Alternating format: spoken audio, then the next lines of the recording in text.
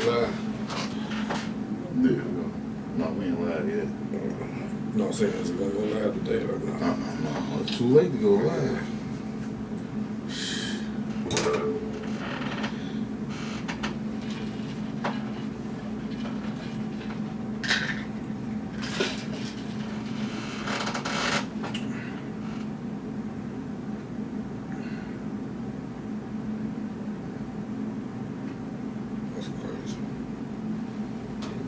Right to have a gun that kills him.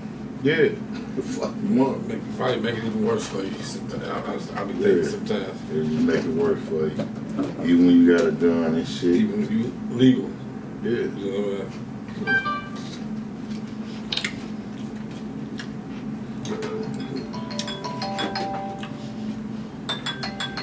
mean? Hello.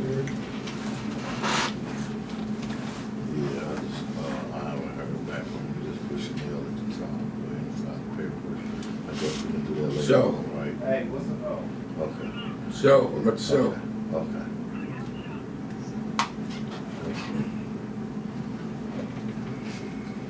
Hey, Michael ain't coming? Locked down. I don't think they're gonna let him out for the show. Oh, you got one of them people. You got 6'9"? Yeah, he think he Tom Sawyer. Nah, he think he Tom Sawyer. He think he can just walk through the woods and find some shit and say it's mine. And claim it. That's a whole company. That's a whole building. Bro, He just took, I'm just going to take this side. Y'all can do whatever y'all want. Took their locks off, put his shit on there. Yeah. Move his shit in. I told you. They get mad when they take this shit. Yeah. I mean, I put a lock on there. Yeah, like, bro, that's not just fine. Ooh, boy, I tell you. Motherfucker walking around lost and I don't know what the fuck he lost, man. He said he think he's Tom Sawyer. I know, man. Huck Finn is one of them motherfuckers. Christopher Columbus. Yeah, like you just discovered America and shit. Boy, I tell you. That's all health and skills. And it ain't funny, but it is. It's funny as hell, man. Cause grown as hell, how you just gonna walk up in an old building and say, "It's mine. I found it." They ain't lost it. They know it's still there. They know it's still there, man. Oh, they just forgot about it. Yeah, they just forgot about this. They ain't gonna never do Big it. ass building. Them motherfuckers crazy. They ain't on no haunted island or nothing. This You gotta just put a mic closer to it. okay. If anything, what y'all probably can do is take off those you can take off those pop screens because it already got the little filter thing on it, so it'll Okay.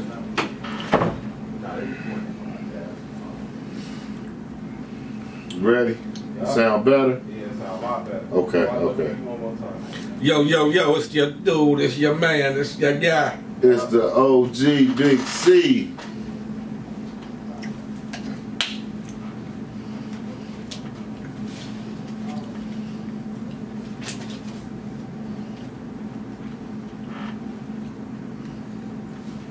Alright, get ahead whenever y'all ready. Cincinnati, stand up. It's Wednesday, and you know what time it is. Time for the bro code. It's your man, the OG from the 513 Big C. And I'm that dude, Bobby Bando, and it's time to go. You already know. It's time for the bro code. What's happening, Cincinnati? What's been going on? Y'all had y'all little Thanksgiving thing this weekend. I hope everybody had enjoyed themselves this weekend with their families and friends. What's going on, Bando? You know, I had my little time Thanksgiving with my family. Didn't see everybody that I wanted to, but had a nice time. Ate real good, but you know, if y'all know me, you know I'm gonna eat real good. But anyway, it was nice spending time with with some family members, and you know, just having that togetherness. Even though you guys don't always, I don't know about you people, but I'm a rebel, so I'm always ripping and running. So it's few and far between that I really do get to kick it with certain family members. So I enjoyed the time. Yeah, it'd be hard. It's near. It'd be far sometimes every time I see my people. You know what I'm saying? I'm always on the run trying to get things done. You know what I'm saying? So it is good to see your family from time to time. The life we live, it's the life we live. Spend a little time with your family, you know what I'm saying, instead of everybody else. And enjoy, just be a family and you just be yourself. You ain't got to be nobody else. Hopefully, I don't do that. No way, but. I know somebody who didn't get to spend Thanksgiving family. Yeah. Didn't get to spend Thanksgiving dinner with their family. And reportedly they beat the hair dye out of this guy. Y'all know I'm talking about. This dude that's been in the news, got all this stuff going on. So Tekashi 6ix9ine. Yeah, your man, big boy, is in trouble with the law, man. I don't even. I must have been asleep during he was doing all this because where did he get? Where did he? They say racketeering and a host of other things, and I'm like, that can't be him. He might have been the money behind some of that stuff, but he's definitely not the doer of the actions. I don't see that in this guy at all. Hey man, you know how it go nowadays. You get a little money, you spread a little love, and everybody want to do what you want to do. You know what I'm saying? I don't know if the police got the right, MO on him. You know what I'm saying? That's up and coming. But I know from what they just said on Monday about his next court date. Next year? Yeah, they stretching him out. They ain't playing. That's just he must have pissed somebody off somewhere because they said his court date a year away, man. Wow. That don't make no sense, man. That means they want you to sit there and just suffer. You know what I mean? Think about what you did until it's time. And then you look like Rainbow Bright. Right. In general population with all these killers and all that stuff that you was talking in your music. I mean, these guys to stand up, man. You already know how it go, man. The streets talk, man, and everybody in there know what's going on, man. You ain't tough when you get upstate, man. That's how it go, man. The real man come up out of you, or I wish I could be a fly on the wall in there, just to see, because I knew somebody was gonna try him. Numerous people probably want to try him, Yeah, I don't see him being that. I don't see him being thorough like that at all. You know what it takes. We've been there. You know what it is. You know what I'm saying? We know. So I definitely don't. I don't see it in him. So, I don't see a lot of the killers that go up there. You know what I'm saying? When they look scary on the street, but when you get in that striped suit and you stand in front of all the cameras, don't look too scared no more. And then, the lights don't never go out up there, so. Right. That's what it is. Yeah, man, I want to get into this black man that got killed down here in Alabama. The Hoover police killed in the mall down here. Yes, I read about that. On Thanksgiving, man. This just ridiculous, man. The man was stopping. The man, let me tell you it seemed like the man was trying to stop whatever was going on. He's from the service, 21-year-old. His name is Emantic E.J. Bradford Jr., okay? He's served his country. He was legally permitted to have a weapon on him. So, when this stuff happened, I don't exactly know all the details, but it just seems like, maybe that's a strike against you also. Just even if you are able to have a permit and carry a weapon, but it seems sometimes just being black is just too much anyway. Man, and I don't see it. I just know how the police are upon their first response, their first reaction, their first take on it. From what they see, it's this black guy wielding a gun. Oh, he's got to be the threat without, delving further into the situation to actually understand what was going on. And it's the same thing every time. Nothing changed. No matter who you are, no matter how much money you got, no matter how much power you think you got, no matter how big you think you got, if you got a gun and you black, you got a problem. Don't think just because you got a gun license and you can carry, Yeah, it's cool Crazy. when it's on your holster. It's cool when it's in your car. But when you got it out and there's a crowd around, the first thing they trigger on, black man with a gun, take him out. And I believe his dad was a former police officer. That's even worse. Yeah. His daddy was. It's crazy, man. Man, the spokesman from the police station, Captain George Retro, said before, when it first happened, he said shots were fired out, and they suspected that Mr. Bradford was a part of the shooting. 18-year-old and somebody else, had been shot. Right. And when they first seen him, they thought his gun was the one that was shooting. So the officer took off and started shooting. Didn't ask him for nothing. Shot that guy right in the face. Shot him in the face. Shot him in the face. And then it's so bad, they never called his parents, told his parents nothing about what was going on. When his grandmother seen, I was looking on CNN the other day. When his grandmother found out how he got killed, she passed out. She collapsed at the interview. Mm-hmm. I mean, that's crazy, man. Every time something going on, they trying to make some kind of excuse on why the police do what they do. I understand they got a hard job, man, but everybody black ain't a criminal. You're right. I can say for certainty, and I don't. Like I said, it's not fair at all. It's a situation that really needs to be delved into deeper, because systematically, black men are being killed by authority figures in this country. That's something that's undeniable. You can't deny the fact that it has happened time and time again. I mean, it's just like we getting shoved over, man. And these people, you see all these people nowadays, they aren't even being held accountable. They ain't being held accountable for nothing. You got to think, how many people have just been the gay act's been passed? What other acts been passed? It just seemed like the racial issue just at a standstill, and everybody else getting what they want, and we still got black men out here being shot every day by police officers, claiming they doing their job. It's to the point now where I pray I don't get pulled over, and if I do, I'm gonna be like a statue.